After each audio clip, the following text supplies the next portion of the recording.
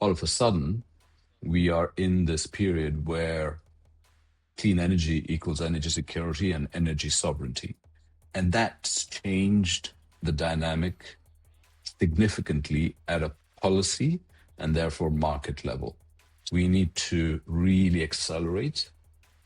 Policy is supportive and it's actually continually asking at our platforms that we run. Policymakers are asking industry, what more do you need? What sort of drivers, what kind of global examples can you bring to the table that we can deploy? I can now draw a line of connect between some major project announcements that happened 2 months later or a few days later, and the people who were in that room together with us. I want to see the next big thing come out of Asia. Wouldn't it be great that we're ahead of target by 2030 with everything that's going on?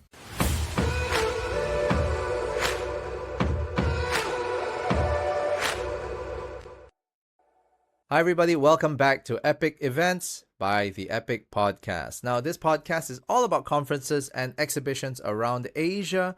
The aim of the podcast is to feature events for the growth of business owners, investors, and industry leaders, so you make a well-informed decision of what to attend.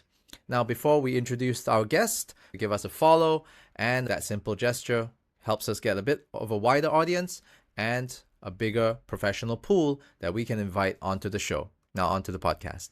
On this episode of the podcast, we are going to be talking about clean energy events. Do we have enough of them in Singapore? If we don't, of course, explore the region. And you need to know the people on the ground and who knows it best. I've invited Mel Shah, the Managing Director at CoLab. He's leading the team behind Clean Energy Transition Asia, CETA, Southeast Asia's clean energy event coming to KL this November. Mel, welcome to the podcast. Thank you, Ed. Pleasure to be here with you. Hey, give us a quick 30-second introduction of yourself and, of course, what the wonderful team does for CETA. Thank you, Ed. I'll give you an introduction to the CoLab and that way integrate the two. So we are a band of merry warriors who've been in the sector for decades. We are super clear focused on the clean energy area, but more specifically the clean energy transition piece. The energy transition does not happen without the hydrocarbon sector working hand in hand with the clean and renewable sector. So that's what we're about. When you look at our history, we've worked at various leading trade fair organizers. We've delivered leadership summits, which are content driven. And the sort of difference in value add we wish to create as a team is to take a collaborative approach across boundaries, but also across specificities and specializations to create a set of platforms in the region which, through both leadership content and a well put together buy-sell dynamic, delivers real change and an accelerated effort towards the net zero transition. And why did this event come about, and specifically why Malaysia? It's an interesting question. And I've thought about that a lot because it all comes down to, our industry is a people industry. And the event came about because of the group that I work with who come from diverse backgrounds and experiences, but together, they create this perfect mix, which is necessary for delivering a clean energy transition event of the sort that we are developing. So the first factor is the people. With regards to Malaysia, we've been tracking various in-country destinations within the ASEAN region for some time. So I've been involved in the energy transition sector, as it were, for the last 10 years. And through that involvement and experience, we've organized events in Thailand, we've organized events in India, the Middle East, etc. And we always felt that there needs to be, instead of this moving band, there needs to be a singular destination where we can converge the ASEAN dialogue. And what we looked at was choosing or arriving at that decision as to where we want to build from we first and foremost looked at the World Economic Forum's Energy Transition Index. So the WEF guys have an index which measures countries according to how well they're doing versus stated policy on energy transition. And if you look at the last 3 years or 4 years at least, Malaysia leads in ASEAN. So that gave us a good early indicator of the policy connect and that, deployment of policy towards real world action. And that was Malaysia. Then we went and spoke to the stakeholders in Malaysia, extremely welcoming, and they really wanted us to come out to KL and build this from not just a regional ASEAN perspective, but they also want to deploy this message throughout the various states of Malaysia, and that's something that we're doing now. So that was the second key factor, because a macro indicator is good, but on-ground willingness, commitment, and a strong spirit of collaboration to drive that is key. And as luck would have it, a big part of the team that we built as we launched this is in Malaysia. So the two fit. Agreed on that. Being in the events industry, especially when it comes to conference production, and gathering a lot of Asian government leaders and also business leaders into the same room, we are in a very fortunate position because we learn a lot. So from your lens, what's the state of clean energy and the transitions in 2026? I mean, what's the word on the street, really? Since last year, when the tariff challenges came through, we re-entered an era which I would say is a permacrisis era. And we saw that during COVID, and I think we're back at that phase now. The factors driving these disruptions are different, but what we saw last year has just accentuated this year. So what I'm trying to say with regards to what the market is saying and doing is, prior to 2025, there was a pathway towards how do we expand the size and shape of renewables in the energy mix. It was very clear, it was step by step, and all of a sudden, we are in this period where clean energy equals energy security and energy sovereignty. And that's changed the dynamic significantly at a policy and therefore market level. So the word on the street is we need to really accelerate. Policy is supportive and is continually asking at our platforms that we run. Policymakers are asking industry, what more do you need? What sort of drivers, what kind of global examples can you bring to the table that we can deploy? Because it's now very, very clear that sovereign, clean and renewable energy as a foundation, plus the additive energy mixes that are relevant to the typical, the what's typical to different markets, is going to be the foundation for energy going forward. So for us, what the market is saying is hugely encouraging. And we are also clear that there will be bursts of action followed by stabilization. And right now we're in the burst period. Well, that's a lot to take in in a nutshell. Yeah, But thank yeah. you for putting it all together, because it's very interesting that you say how this is actually going to move forward. And like what you said, this is kind of a burst period, but what do you think that means for your community? What are those things that they're really asking for right now because of this? So Ed, that's interesting. There's a project called the ASEAN Power Grid. It was first floated and agreed to 20, 30 years ago, and it's always been work in progress. And the objective of the ASEAN Power Grid is to have a regional flow of energy from, right now there is, for example, the Laos, Thailand, Malaysia, Singapore electricity and power bridge that is driven by hydropower.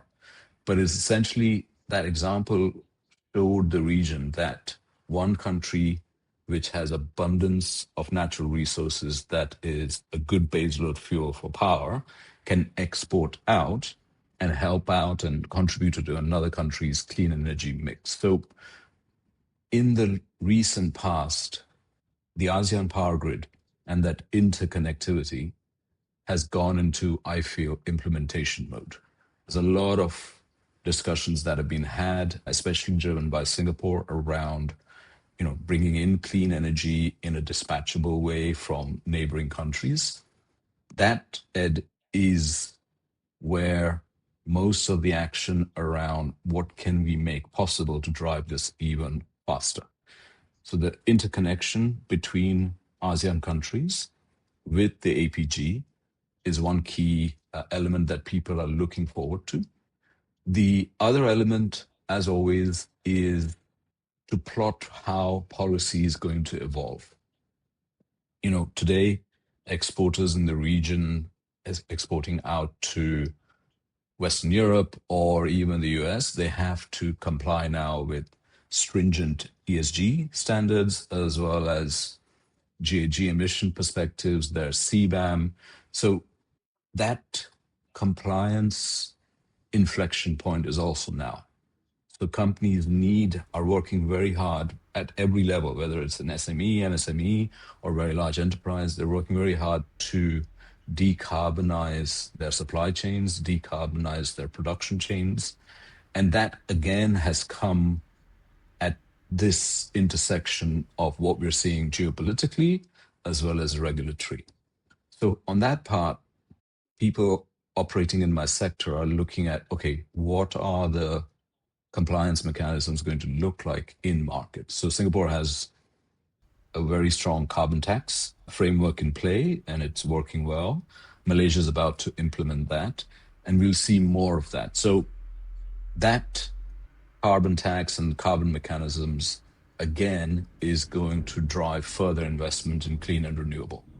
So that too is another element that people are keeping a close eye on to see, okay, what's that going to bring about? And I think the last part, Ed, is big part of the clean and renewable, especially solar market, about 50% of it in some cases, less than 50 in some, is actually the residential solar rooftop element. And that is tough to get into because you can't go house by house and sell solar panels, but that segment is now getting well organized regionally. So what people are looking forward to is, how do I get into those particular segments as well, and what subsidies are available to house owners, etc. And that, it's also coming into place. So those three together are a perfect intersection to drive clean and renewable acceleration across all segments. Wow. Okay, that sounds like something that's going to be at the show, I'm sure. Yes, absolutely. Absolutely. Yeah. We're, CETA, at CETA, we're really proud of being an integrated platform, and we want to showcase solutions for a diversity of challenges and opportunities. So I'll talk about that more in a bit. Yep, great. Okay, so that being said, I do think that with this intersection, we're always looking for a positive outcome. And I know that it's impossible for me to say, hey, what do you want to see exactly happen like tomorrow, right? But through the intersection that you're talking about, and I'm sure that that's what's going to happen over at CETA, what positive change are you aiming for? What positive change would you like to see happen through CETA?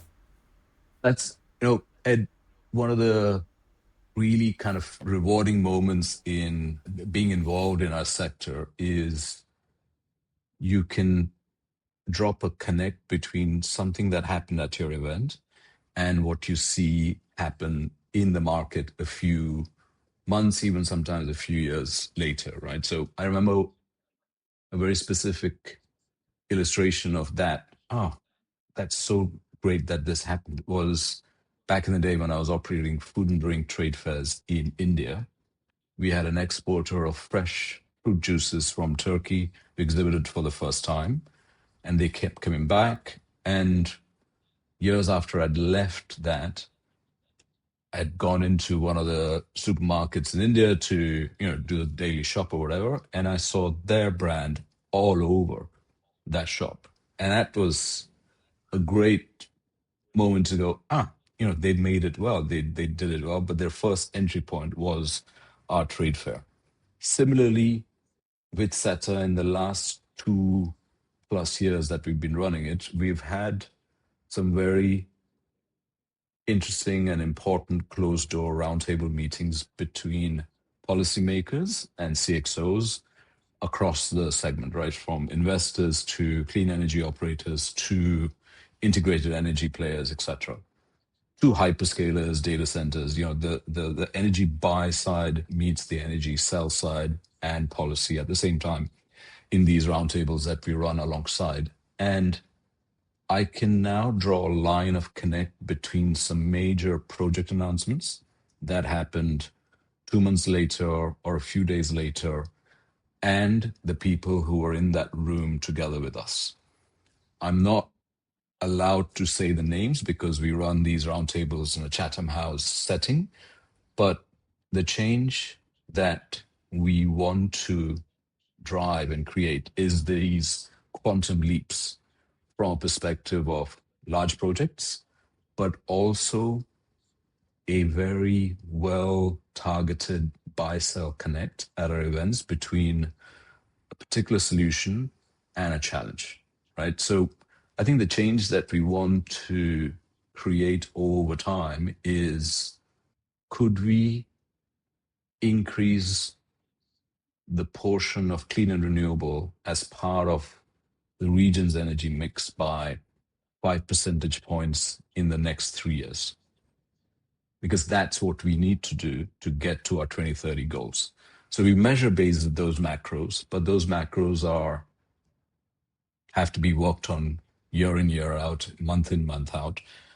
And, I think you and I talked about it before. It's all the action is not restricted to the 2 days of the event. Prior, at, post, we need to continue that mission, right? So that's the change that we're looking to drive, which is make sure that we hit our targets, and at the same time, if we have an acceleration opportunity, pounce on it. And I think we have that. And wouldn't it be great that we're ahead of target by 2030 with everything that's going on? Very possible. As also a leader, in the MICE industry, what do you think the industry is missing from both either conference or exhibition organizers that can help to bring them to the next level and really engage their communities, and like what CETA is doing, having that goal to actually move something, and it's not just a marketplace. What can they do better? That's if not $1 million, $1 billion question, right? And I think there are plenty of answers swimming around, and our perspective is twofold. I think number one, it goes back to the first few lessons I learned when I started in this sector. I had a great boss, and he taught me very early on that trade fairs and exhibitions are live products. And the people who are shaping it, i.e. the team that's working on it, if you're able to get that right mix of massive enthusiasm, clear goal setting, and giving them all the capabilities and assistance that they would need to do their jobs and to excel, then magic happens. And I've seen that over and over and over again. So what I would like to see more of is more within company entrepreneurship, and so, the entrepreneur perspective. I think we as an industry need to drive that more, and we will drive that more by allowing people to really express themselves and enable them with all the latest kit so that they can go out and do that, live out their ambition. And that will create the innovation. That will create the positive disruption. Because us as a platform or a trade fair organizer, we're challenged by media platforms which are really getting, evolving faster than we are. So I think as a trade fair operator, I would say we've got to invest in our people in all of those elements that make them want to excel and achieve their ambitions. And secondly, I think what I am not seeing a lot of in our part of the world is more event entrepreneurs like ourselves. There is, I remember the 90s, there were some legends of trade fair organizing who were Singapore driven, Malaysia driven, etc. Right. And I think I'm seeing less and less of that, which is a shame. It's a great opportunity for us, but I think and the reason we're seeing less of that is there has been a lot of top tier consolidation. So we do need a spurt of entrepreneurship. And I think the in-country and regional tourism boards or economic authorities have a strong role to play in that. So I think we need to work closely with these authorities and government departments to say, okay, I want to try and do this. It will create a platform within country. It will drive X amount of tourism receipts or new innovation. Can we work together on it? Right. So I see blended finance going into clean energy development, which is basically protecting the risk. We probably need a bit of that or a lot more of that in our sector. And that then, I want to see the next big thing come out of Asia. Right It's now, very it's a lot of interesting. Yeah. geo-cloning. That's really interesting. Again, the entrepreneurship factor seems to be the one that stands out a little bit more. We need more innovators. We need more people who are even within the company trying to do their due diligence, I would say, and go beyond that, study the markets a little bit more and go, hey, there's an opportunity for us to make a difference, to create something new, and to expand beyond our shores. Absolutely. One of my previous bosses always I would develop a beautiful looking business plan presentation, go in and pitch it. And he would just look at me and go, what is the market? What can the market hold? And why aren't we going for that? So the percentile growth perspective was challenged by how big is the sector? I mean, why can't we go there? And that is a fantastic leadership input for us to, we live in a 10x world, right? You see tech companies going. So yeah, I'd like to see more of that animal spirit in our sector. Okay, I'm going to keep that one. We're going to have more animal spirit in our sector. Yeah, using that absolutely. one. What are the things that people aren't seeing that we need to kind of put in to improve the overall attendee experience? I think, Ed, the way we organize trade fairs, again, it was a formative chapter in my life. And I was told if you do it this way, it's going to work best. So I'm from India. And as you probably know, Indian weddings are amazing, right? So I was told, listen, imagine I have two daughters. This is your daughter's wedding. And how would you want it to go? So we organize trade fairs from that perspective, like every little need to big need, and all deployable tech that can assist you with meeting the right people, managing your time. So I would say that our core element that differentiates us is the care with which we deliver our events, because we believe in excellence being a lot of little things done well. Okay. Well, I certainly hope that the young ladies won't be crying at the show. Yeah, I But they'll hope be so too. dancing with joy, that's for sure. Indeed. Okay, so with that, tell everybody when CETA is going to be happening and who should be there. Excellent. Clean Energy Transition Asia will take place from the 4th to the 5th of November at MITEC in KL. And we would like to invite everyone at whatever level of corporate size, whether they're mid-size, very large size, who are facing this big question around what should my energy mix be going forward. Everything that will solve that particular question and give you cross-border experiences, within-country experiences, solutions that will meet that is going to be at CETA. So CETA is your toolkit to go cleaner, of course, but very focused on your particular demand side. So it's not just about solar, it's not just about storage. If you're interested in hydrogen, come. If you're thinking about nuclear, come. If you're thinking about how you can get more out of the grid and vice versa, come. We're building CETA very much from the eye of the energy procurer. And the energy procurer today, Ed, has to navigate so many complexities to arrive at, okay, this should be my company's plan that is sustainable short and long term. It's definitely, you know, also efficient from a capital deployment perspective. And I want to be at the edge as far as innovation is concerned, so that that's coming through and we are future ready for 5-10 years to go. I invite everybody who has an energy conundrum or an energy challenge to be with us at CETA.